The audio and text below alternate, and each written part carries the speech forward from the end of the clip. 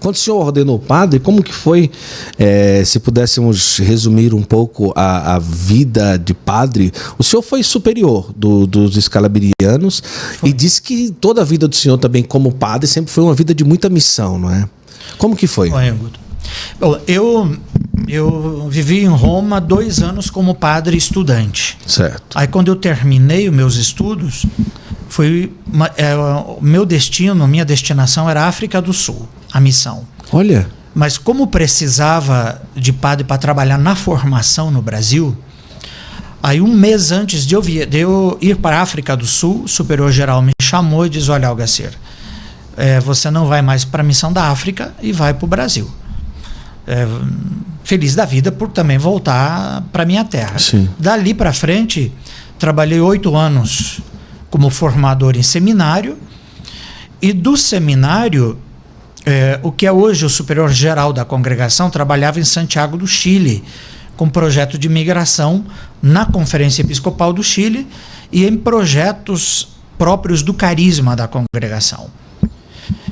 E precisava de alguém para substituí-lo, porque o padre Leonir tinha um projeto novo de congregação, ele ia trabalhar num organismo da congregação nas Nações Unidas. Ele estava indo primeiro para Bruxelas, depois para Nova York, a missão dele ia ser essa. E não tinha quem ir para o Chile no lugar dele.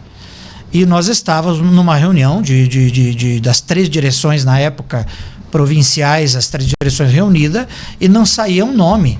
E me batia dentro de, assim como dizer, Algacir, é você tem que dizer que vai, você tem que dizer que vai.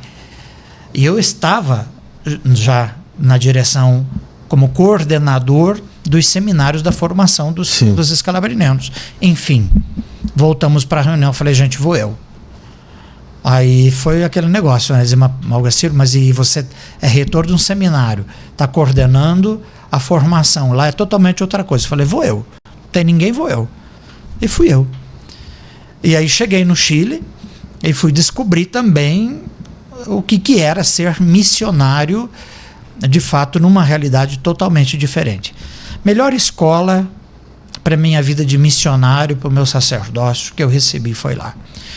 Porque era um trabalho, então, de acolhimento. Sim. Primeiro, acolhimento de pessoas migrantes, mulheres em casa de acolhida, vítimas de tráfico, abusadas de todos os tipos que você possa imaginar, e nós acolhíamos elas nessas casas de acolhida, fazíamos ali primeiro o atendimento, derivação psicológica, médica, tudo aquilo que fosse necessário, e depois a capacitação para o mundo do trabalho, porque em grande parte elas vinham do Peru, certo, e da Amazônia peruana. Olha. Então, a grande maioria de origem indígena, que não sabia minimamente usar um eletrodoméstico numa cozinha.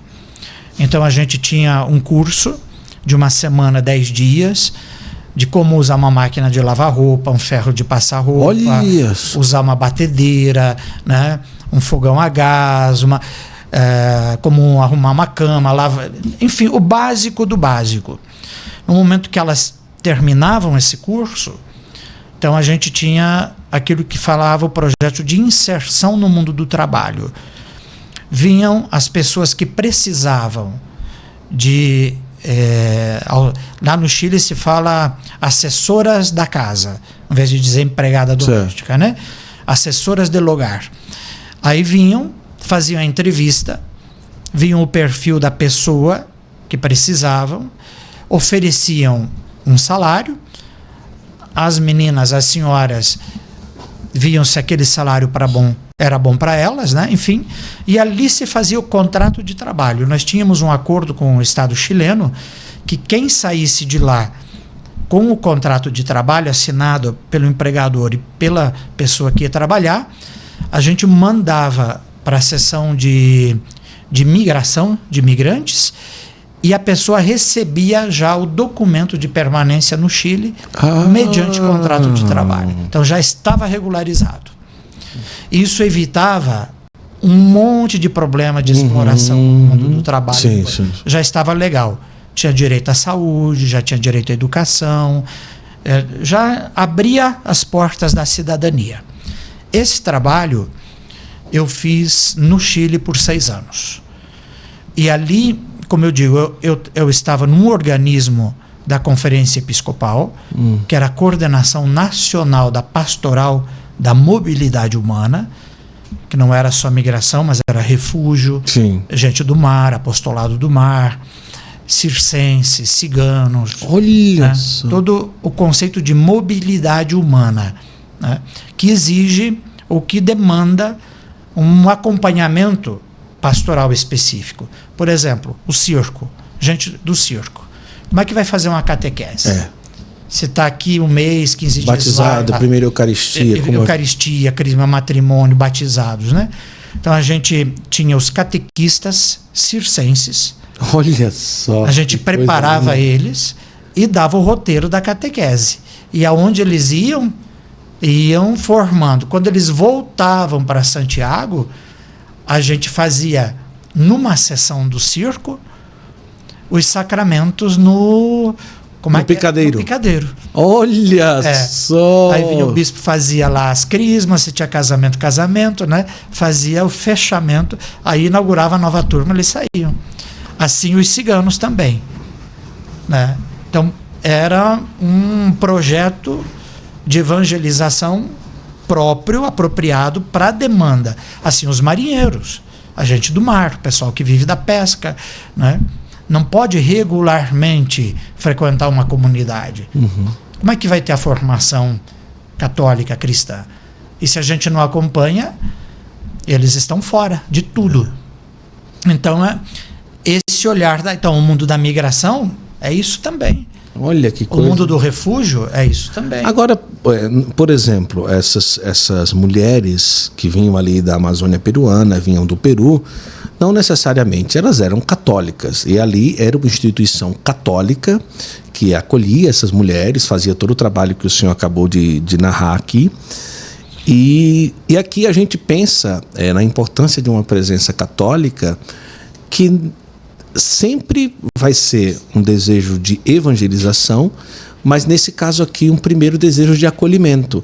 Não significa necessariamente que aquelas mulheres saíam dali católicas, saíam dali catequizadas, algumas sim, outras não.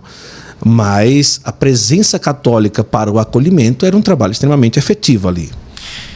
Assim, Guto, tem uma...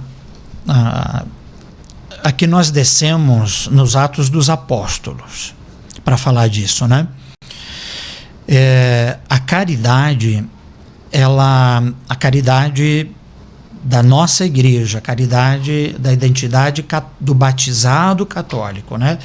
Daquele que é consequente com o seu caminho de fé. Eu não falo nem de padre, nem de bispo, nem de diácono, do católico, da pessoa que é batizada, né? A caridade que nasce desse compromisso, ela é o cartão de visita da igreja. Ela é a porta do átrio da igreja. Então, o trabalho que a gente fazia com essas mulheres, no cadastramento, se elas quisessem dizer a religião, né, elas poderiam até dizer, mas o que para nós importava na primeira abordagem? A realidade da pessoa que chegava, na forma como ela chegava. Né? Então, identificar aquela humanidade ali machucada em muitos aspectos. No aspecto físico, muitas vezes, pelo abuso, inclusive sexual, que poderia ter sofrido na travessia do deserto do Atacama, na forma como passou pela Bolívia, ou mesmo saindo do Peru até chegar em Santiago do Chile. Mais de 2.000 quilômetros de estrada. É uma dimensão. Mas machucada na dignidade, né? Machucada na identidade cultural, machucada no ato de migrar, porque teve várias delas mães que deixavam os filhos com os avós, com os tios, né? Que deixavam marido, que deixavam e vinham, se aventuravam. Por quê? porque a demanda naquele tempo por mão de obra de assessoras de hogar dentro da sociedade chilena era muito grande. E o salário da época correspondia a um salário muito bom. A partir desse primeiro contato com a casa, a passagem para a paróquia, que estava a 800 metros, era natural. Uhum. Então, eu volto nos Atos dos Apóstolos, né? Do testemunho daquilo que as primeiras comunidades de fato viviam na abordagem da realidade de cada pessoa, né?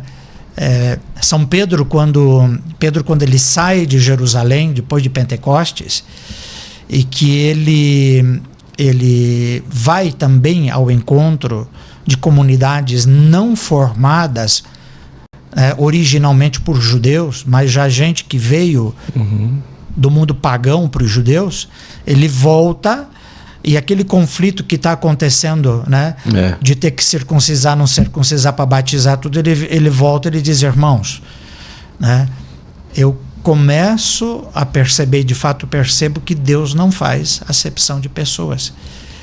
Ele não diferencia. Isso. Né?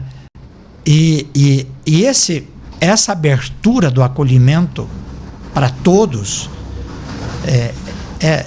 esse é o átrio da igreja, da porta que se abre. E depois a entrada para dentro, ela vai ser, pela minha experiência no mundo da migração, na missão, na missionariedade que eu vivi, o passo para dentro da igreja ele é quase que natural. Porque quem me ajudou, quem me atendeu no amor gratuito na minha necessidade, foi o amor que estava naquelas pessoas que me atenderam.